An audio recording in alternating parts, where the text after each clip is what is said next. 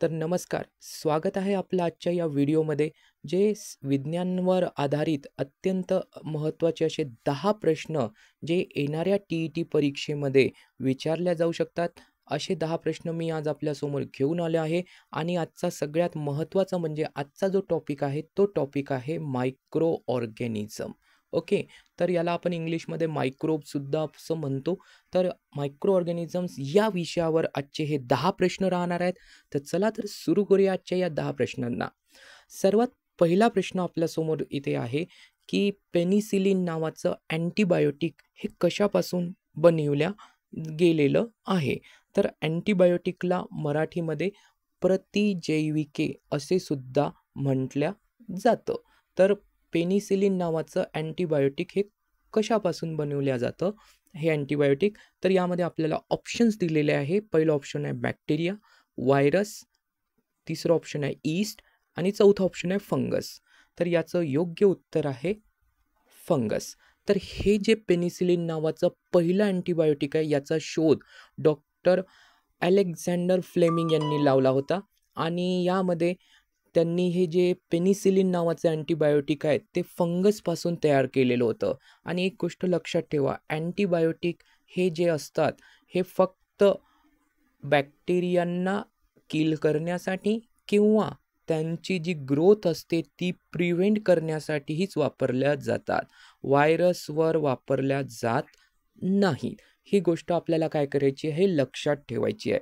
काय म्हटलेलं आहे, जे अँटिबायोटिक्स असतात ते फक्त आणि फक्त कोणाला किल करण्यासाठी वापरल्या जात असतात, बॅक्टेरियांना किल करण्यासाठीच वापरल्या जातात किंवा त्यांची ग्रोथ थांबवण्यासाठी यांचा वापर केला जातो.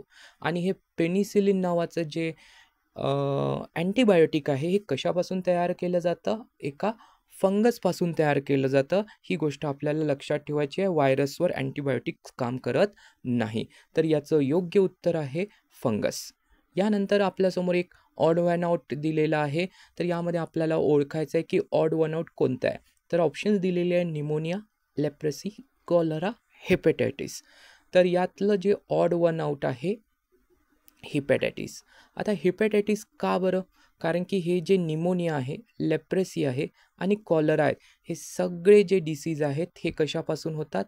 बॅक्टेरियापासून होत असतात. आणि हिपॅटायटिस जो आहे तो हा जो डिसीज आहे हा कशापासून होत असतो? व्हायरसपासून होत असतो. तर यावर आपल्याला काय करावं लागेल? लक्षात ठेवावं लागेल. यासाठी एक शॉर्टकट अशी एक ट्रिक आहे जी तुम्हाला मी सांगतो, की यामध्ये जे पहिले जे 2 डिसीज आहे त्या 2 डिसीजची नावांपासून आम्ही ही ट्रिक बनवली आहे. निमोनिया आणि लेप्रेसीनं बॅक्टेरियाची कॉलर पकडली. म्हणजे याचा अर्थ असा होतो, की निमोनिया, लेप्रेसी आणि कॉलरा म्हणजे कॉलर म्हणजे कॉलरा या ठिकाणी, ठीक आहे. तर कॉलरा, निमोनिया आणि लेप्रेसी हे तिन्ही डिसीज कशापासून होतात? बॅक्टेरियापासून होतात. आणि जो हिपॅटायटिस हा जो डिसीज आहे हा कशापासून होतो? व्हायरसपासून होतो. म्हणून तुम्हाला ही ट्रिक्स लक्षात ठेवायला सांगितली आहे. आणि ट्रिक्स अशी आहे, निमोनिया आणि लेप्रेसीने काय केली? बॅक्टेरियाची कॉलर पकडली, ठीक आहे. तर ही ट्रिक्स लक्षात ठेवा आणि निश्चितच आपला आज फायदा होईल. यानंतर एक मॅच द फॉलोइंग या ठिकाणी दिला आहे. तुम्हाला या ठिकाणी थोडंसं झूम करून एकदा दाखवतो. या कॉलम एमध्ये आपल्याला दिलं आहे रायझोबियम, कॉलम बीमध्ये ए ऑप्शन आहे फूड पॉयझनिंग, त्यानंतर क्लॉस्ट्रोडियम दिला आहे, नायट्रोजन फिक्सेशन, पेनिसिलिन दिला आहे, तर इकडलं कॉलम बीमध्ये सी ऑप्शन आहे बेकरी प्रॉडक्ट आणि ईस्ट दिला आहे, तर या ठिकाणी अँटिबायोटिक. यामध्ये आपल्याला काय करायचं आहे? योग्य असं मॅच द कॉलम किंवा मॅच द फॉलोइंग आपल्याला करायचं आहे. तर यामध्ये सगळ्यात पहिला जो ऑप्शन कॉलम एमध्ये आपल्याला दिलेला आहे रायझोबियम. तर रायझोबियम हा एक बॅक्टेरिया असतो जो प्लांट्सच्या रूट्समध्ये आढळत असतो. हे पण पार्ट्स तुम्हाला लक्षात ठेवावं लागेल, की हा बॅक्टेरिया प्लांट्समध्ये कुठं आढळतो? रूट्समध्ये. आणि विशेषतः कोणते प्लांट्स असतात? लेग्युमिनस प्लांट म्हणजे जसं चना म्हणजे ग्राम्स, त्याच्यानंतर ग्राउंडनट हे जे प्लांट्स असतात यांच्या रूट्समध्ये हा बॅक्टेरिया काय असतो? आढळत असतो. आणि हा बॅक्टेरिया प्लांट्सला काय प्रोव्हाइड करत असतो? नायट्रोजन. काय प्रोव्हाइड करतो? नायट्रोजन, नायट्राइट्स प्रोव्हाइड करतो, जे प्लांटच्या ग्रोथसाठी अत्यंत महत्त्वाचे असतात. तर पहिला जो ऑप्शन होता रायझोबियम, तर रायझोबियमसाठी कोणता ऑप्शन्स आपल्यासाठी योग्य राहणार आहे? पहिल्याचं ऑप्शन राहणार आहे बी. नंतर आहे क्लॉस्ट्रोडियम. क्लॉस्ट्रोडियम हे जे राहतो बॅक्टेरिया हा ह्युमन बीइंग्स किंवा ॲनिमल्स असतात त्यांच्या एलिमेंटरी कॅनलमध्ये आढळत असतो. कुठे आढळत असतो? एलिमेंटरी कॅनलमध्ये आढळत असतो. आणि महत्त्वाचं म्हणजे या बॅक्टेरियाचं असं वैशिष्ट्य आहे, हा बॅक्टेरिया अनएरोबिक बॅक्टेरिया, ज्याला ऑक्सिजनची गरज पडत नाही. ठीक आहे. तर क्लॉस्ट्रोडियम जो बॅक्टेरियासाठी जो योग्य ऑप्शन राहणार आहे आपल्यासाठी ते कोणतं राहणार आहे? Food poisoning. त्यानंतर पेनिसिलिन ऑलरेडी आपण बघितलं आहे, अँटीबायोटिक प्रोड्यूस करण्यासाठी वापर केला जातो. तर पेनिसिलिन म्हणजे डी. आणि ईस्टचा वापर जे बेकरी प्रॉडक्ट्स असतात त्यामध्ये केला जातो, जसं ब्रेड वगैरे बनवण्यासाठी ईस्टचा वापर केला जातो. तर यामध्ये योग्य आपला पर्याय कोणता राहील? जो राहणार आहे डी. म्हणजे पहिल्याचं ऑप्शन बी. ठीक आहे. पहिल्याचं ऑप्शन बी. दुसऱ्याचं ऑप्शन आपण काय बघितलं होतं? ए. तिसऱ्याचं ऑप्शन बघितलं होतं डी. आणि चौथ्याचं जे ईस्ट होतं ते कशासाठी वापरलं जातं? That is bakery product. म्हणजे 1B 2A, तिसऱ्याचं डी आणि चौथ्याचं सी. तर यामध्ये कोणता पर्याय आपला या ठिकाणी बरोबर दिसतोय आपल्याला? चौथ्या नंबरचा. पुन्हा एक ऑड वन आउट या ठिकाणी आपल्यासमोर आलेलं आहे आणि हे ऑड वन आउट आहे हेपॅटायटिस, स्वाईन फ्लू, निमोनिया आणि influenza.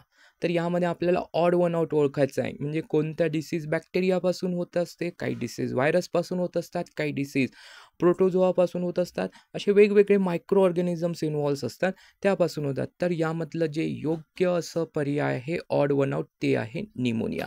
Hepatitis, swine flu, influenza हे सगळे जे डिसीज आहेत हे कशापासून होत असतात? व्हायरसपासून होत असतात.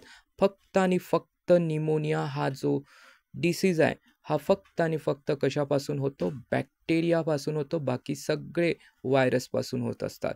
तर यामध्ये ऑड वन आउट म्हणून कोणता पर्याय आपल्याला निवडावं लागेल? ऑड वन आउट म्हणून आपल्याला पर्याय निवडावा लागेल निमोनिया.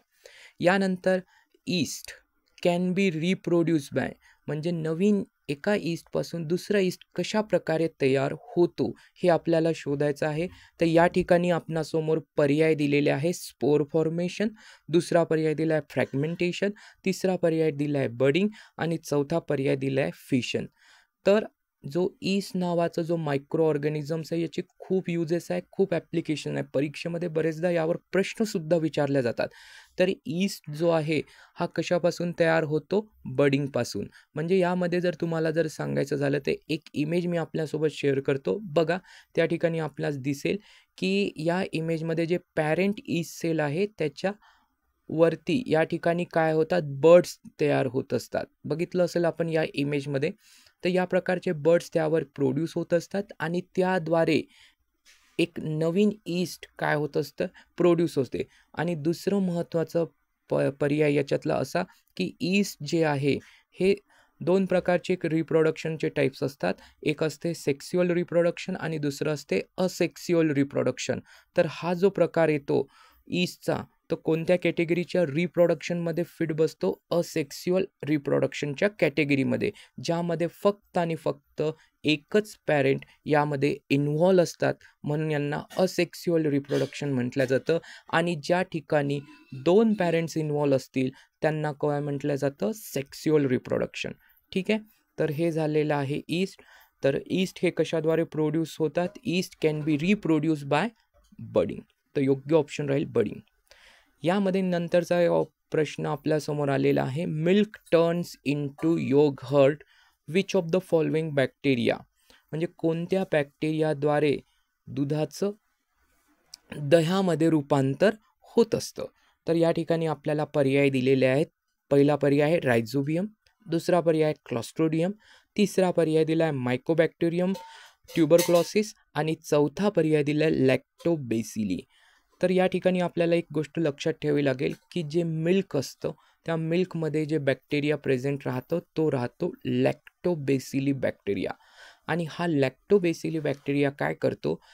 दुधाचं रूपांतर दह्यामध्ये करत असतो. आणि विशेषतः त्या दह्याला जो आंबटपणा आलेला असतो तो कशाचा आंबटपणा असतो? तो लॅक्टिक ॲसिडमुळं तो काय होते? दही काय होत असतं? आंबट बनत असतं. तर यामध्ये विशेषतः दूध, दही यासारख्या पदार्थांमध्ये जो बॅक्टेरिया आपल्याला मिळत असतो तो बॅक्टेरिया आहे कोणता? लॅक्टोबेसिली बॅक्टेरिया. ठीक आहे. आणि यामध्ये जे दुधामध्ये जी शुगर प्रेझेंट राहते ती शुगर असते कोणती? लॅक्टोज. ठीक आहे. दह्यामध्ये जे आंबटपणा येतो तो आंबटपणा कशामुळे येतो? लॅक्टिक ॲसिडमुळे येतो. आणि जो बॅक्टेरिया या ठिकाणी मिळत असतो तो असतो बॅक्टेरिया लॅक्टोबेसिली बॅक्टेरिया.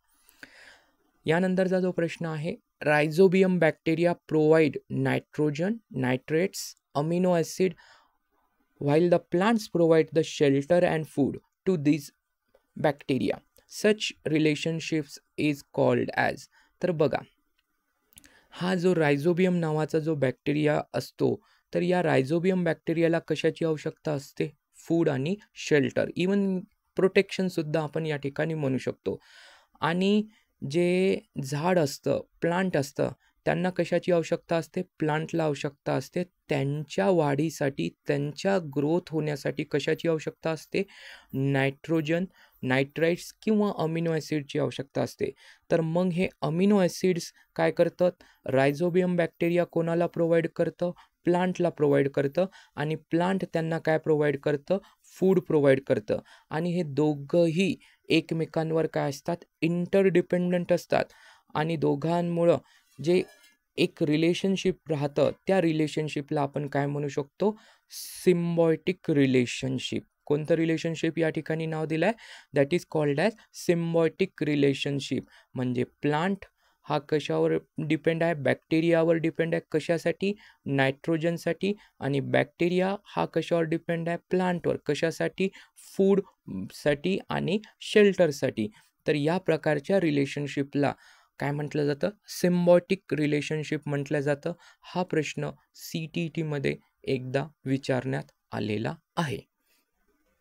त्यानंतर alcohol produce from molasses in sugar factory. म्हणजे जे साखर कारखाने असतात त्याच्यापासून जे ऊसाची जी मळी असते किंवा ऊसाच्या मळीपासून अल्कोहोल बनवल्या जातं. द्राक्षांपासून सुद्धा अल्कोहोल बनवल्या जातं.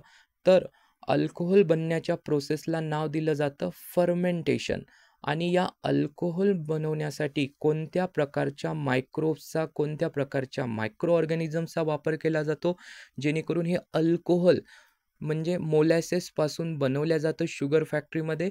तर याचे पर्याय आपल्यासमोर दिलेले आहेत. पहिला पर्याय दिलेला आहे ईस्ट, दुसरा पर्याय दिला आहे बॅक्टेरिया, तिसरा पर्याय दिला आहे व्हायरस आणि चौथा पर्याय दिला आहे फंगी. तर याचं योग्य असं उत्तर आहे ईस्ट.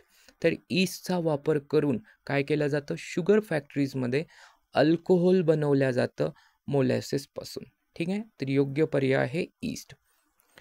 मगाशीच हा प्रश्न आपण कव्हर अप केलेला आहे की अँटीबायोटिक पेनिसिलिन, अँटीबायोटिक म्हणजे प्रतिजैविके जे आहे, पेनिसिलिन नावाचं प्रतिजैविक आहे की याचा शोध कोणी लावला? तर याचं योग्य उत्तर आहे अलेक्झांडर फ्लेमिंग. काय उत्तर आहे? Alexander Fleming. यानंतर आपल्याला 2 स्टेटमेंट या ठिकाणी आपणास दिलेले आहेत. आणि पहिलं स्टेटमेंट काय म्हणते ते बघूया. क्लॉस्ट्रोडियम इज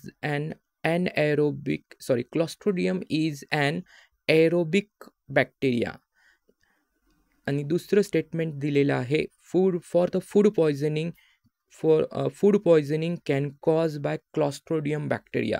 या ठिकाणी आपल्याला ओळखायचं आहे की पहिलं स्टेटमेंट बरोबर आहे का दुसरं स्टेटमेंट बरोबर आहे का दोन्ही स्टेटमेंट चुकीचे आहे किंवा काय आहेत आपण त्याच्यावर डिस्कस करूया. सगळ्यात पहिला जो आपल्याला माहीत असायला पाहिजे, क्लॉस्ट्रोडियम नावाचा जो बॅक्टेरिया आहे हा कुठे आढळतो? हा आढळतो एलिमेंटरी कॅनल, जे ॲनिमल्स राहतात त्यांच्या एलिमेंटरी कॅनल्समध्ये आढळतो.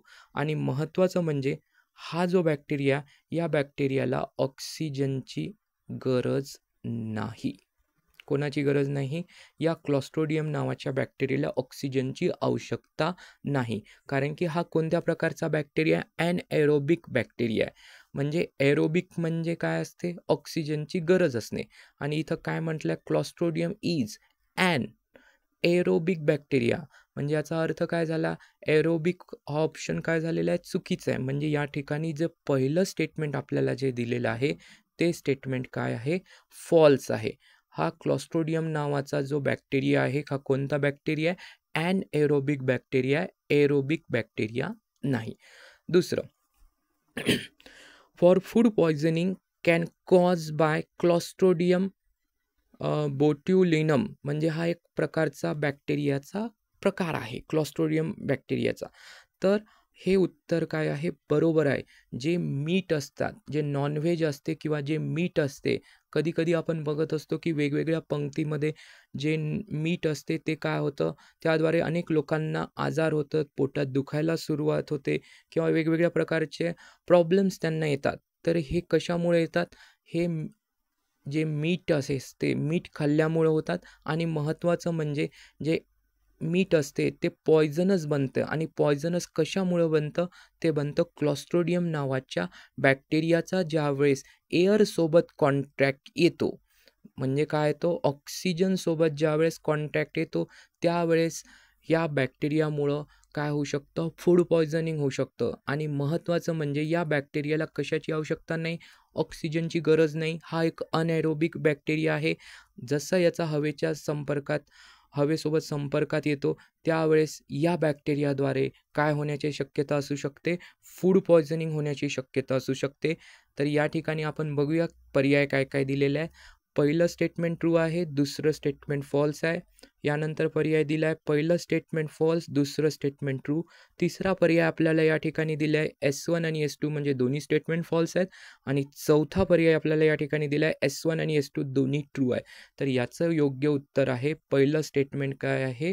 फॉल्स आणि दुसरं स्टेटमेंट काय आहे? ट्रू. म्हणजे पर्याय क्रमांक 2. तर व्हिडिओ जर आपल्याला आवडला असेल तर नक्कीच व्हिडिओला लाईक करा आणि शेअर करा इतरांसोबत. Thank you for watching my video.